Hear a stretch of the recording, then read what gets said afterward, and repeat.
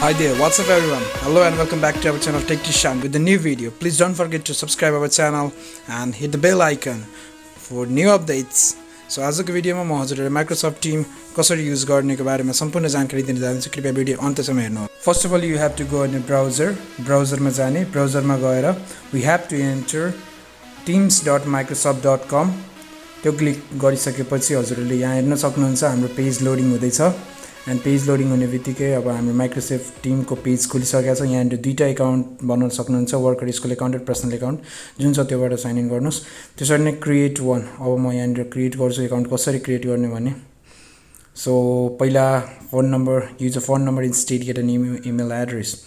यहाँबाट तपाईँ phone number राखेर आफ्नो इमेल एड्रेसहरू पनि पाउन सक्नुहुन्छ। And this all are the factors that you have to use.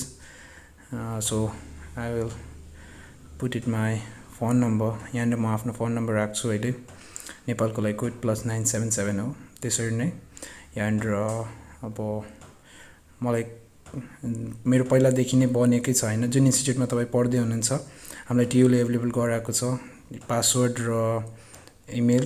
So म त्यहीले साइन इन गर्छु अहिलेको लागि। एन्ड हजुरले हेर्न सक्नुहुन्छ यहाँ मेरो साइन इन भइसकेको छ account. Get the Windows app, use the web app instead. म अहिले वेब एप नै इन्स्टेड ब्राउजरबाट नै खोल्छु किनभने म ल्यापटपमा छु हैन। फोनमा हुनुहुन्छ भने एपले नै काम गर्ने हो हामीले। सो यहाँ टिम्समा हेर्न सक्नुहुन्छ हाम्रो कलेजको फोल्डर बनाएको छ। यही भित्र हाम्रो डिफ्रेन्ट टिम्सहरू हुन्छ, सबै सब्जेक्ट्सहरूको डिफ्रेन्ट टिम्स बनाएको हुन्छ।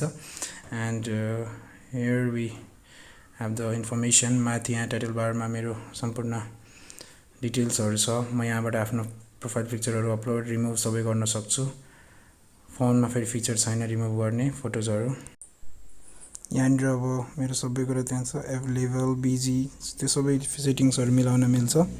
अब जे तपाईँको आफ्नो स्टेटसमा राख्नु मन छ त्यो कुराहरू राख्नुहोस्। बायोग्राफीमा लेख्न मिल्छ हैन, डिफ्रेन्ट यो अपडेट्सहरू गर्न सकिन्छ। जसरी तपाईँले फेसबुक इन्स्टाग्रामहरूमा हाल्नुहुन्छ त्यसरी नै सबै फिचर छ। तपाईँको एकाउन्ट्सको बारेमा एभ्री डिटेल इन्फर्मेसन यहाँनिर अपडेट गर्न मिल्छ। त्यसरी नै सेटिङ्समा गएर हजुरहरूले लाइक एज थिम्सहरू कस्तो राख्न चाहनुहुन्छ, डार्कमा राख्ने हो कि हाई कन्ट्रास्टमा राख्ने हो, लेआउट्सहरू कसोमा हेर्न चाहनुहुन्छ, ग्रिड्सहरू, त्यो सबै कुरा यहाँनिर हेर्न मिल्छ। त्यसरी नै प्राइभेसी सेटिङ्सहरू पनि छ हैन।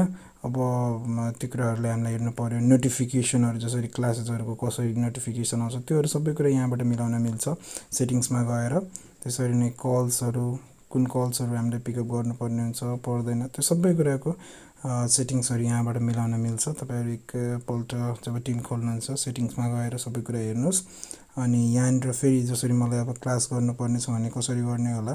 सो यहाँनिर join a team with a code भनेको छ। कोड कलेजले क्रिएट गरेको हुन्छ, त्यो कोड चाहिँ याद राख्नु पर्यो। त्यो कोड क्लिक गर्नुहुन्छ एन्ड टिम मिटिङ जोइन गर्न सक्नुहुन्छ। डिफ्रेन्ट टिचरले आफ्नो आफ्नो एउटा टिम्स क्रिएट गरेको होला। टिम्समा सेपरेट जसरी सी प्रोग्रामिङको भइहाल्यो भने उहाँले आफ्नो एउटा टिम्स क्रिएट गर्नुभएको होला। त्यो टिम्सभित्र तपाईँहरूको डिफ्रेन्ट एसाइनमेन्ट्स, कहिलेदेखि क्लासको सेड्युलिङ छ सबै कुरा टिमभित्र आउँछ।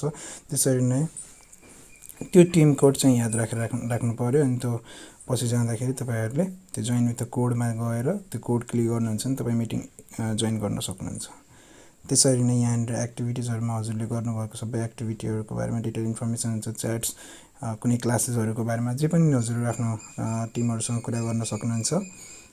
त्यसरी नै यसमा टिम्स छ, मैले अघि नै भनिसकेँ। यहाँबाट हामीले क्लास जोइन गर्छौँ।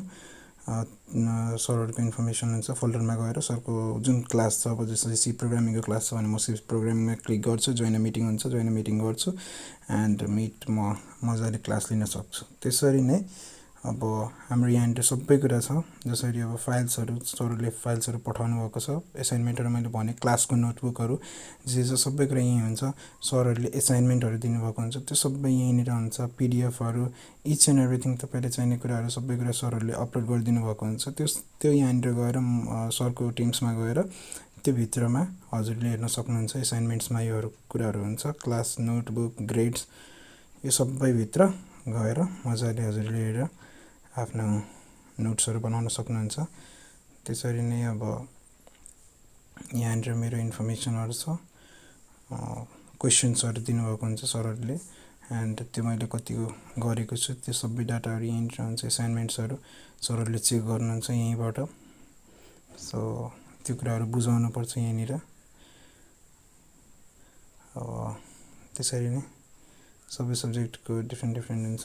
सबै सब्जेक्टको यहाँ च्याट अप्सनहरू छन्, जुन साथीसँग तपाईँले कुनै कुराको नोट्सहरू माग्नुहुन्छ सबै कुरा मजाले जसरी तपाईँ मेसेन्जर इन्स्टाग्रामहरू युज गर्नुहुन्छ त्यसरी नै यहाँ पनि सेम फिचर्सहरू छ that you have to use. 3 dots छ, 3 डट्समा त्यहाँनिर एसाइनमेन्ट, क्यालेन्डर, कल्स, फाइल सबै कुरा हुन्छ। अब एसाइनमेन्ट्समा तपाईँको एसाइनमेन्ट भइहाल्यो, क्यालेन्डरमा कहिले कुन दिन क्लास छ त्यसको बारेमा क्यालेन्डर गरेको हुन्छ, कल्सहरू कतिको जुन कल्सहरू हुन्छ, फाइल्समा तपाईँहरूको डाटाहरू त्यहाँ स्टोर्ड हुन्छ। केही इन्फर्मेसन आएको हुन्छ भने सरहरूले कुनै नोट्सहरू पठाउनु भएको छ भने त्यही भित्र स्टोर हुन्छ। यसो भइसकेपछि म अब अहिलेको लागि एसाइनमेन्टमा जान्छु। म एसाइनमेन्टमा गएँ। एसाइनमेन्टमा गइसकेपछि यहाँनिर हेर्छु अब एप्समा के छ। एप्समा get more done with apps. अब एप्सबाट युज गर्दै हुनुहुन्छ भने फोनको एपबाट हजुरहरूले यो हेर्न सक्नुहुन्छ। धेरै फिचर्सहरू छ, everything you can arrange it here, history, outlook, यो कुराहरू छ सबै कुरा। जसरी माइक्रोसफ्टको कुन एप्सहरू छ त्यसको बारेमा इन्फर्मेसन छ। त्यति नै हो। फेरि पनि सेटिङ्समा गएर सेटिङ्स मिलाइसकेपछि होइन अब हामीले यहाँनिर डिफ्रेन्ट फङ्सनहरू हेर्न सक्नुहुन्छ। About, download the desktop app, desktop एपबाट युज गर्न सक्नुहुन्छ। मोबाइल एपमा मजाले इजिली युज गर्न सक्नुहुन्छ साइन आउट यहाँ तलमा गरेर। सो यही हो माइक्रोसफ्ट टिम यसरी हजुरहरूले युज गर्न सक्नुहुन्छ। धन्यवाद। Thanks for watching and stay tuned for new videos and new updates.